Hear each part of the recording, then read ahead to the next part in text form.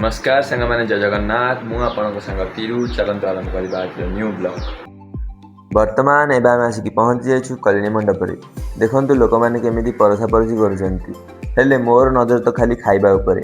आज मेनू रे पनीर ठारू आरंभ करी साधार सबू आइटम अच्छी। भोजी खाई आमको बाहर को पड़ो कारण यात्रा बहुत काम बाकी अच्छी।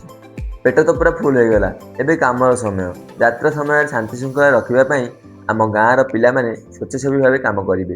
से आमे समस्त को यही स्पेशल टी शर्ट टी बांटुछु। एटा केवल ड्रेस नुहे, एटा आम यात्रार परिचय। देखंतु समस्ते केमिति खुशी रे यहाको पिंधुचंती। गाँर प्रतिटी कोण रे यात्रार माहौल।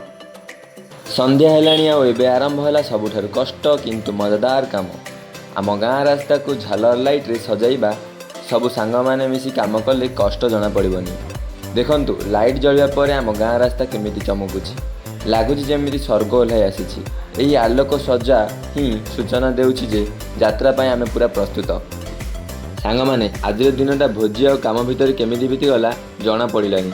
आज तो केवल ट्रेलर थिला, असल फिल्म तो कालीठू आरंभ हेबो। कालीठारू गाँ यात्रा धमाकादार ब्लॉग आसीबो। तेणु जदि भिडियोटी भल लगी तेबे एबे ही लाइक करंतु, शेयर करंतु एवं आम चैनल को सब्सक्राइब करने को जमार भूलिबे नहीं। बेल आइकन को दबाई रखंतु जेमिति ब्लॉग टी मिस न हुए। रहुची देखा आसंता कालीर यात्रा माहौल रे।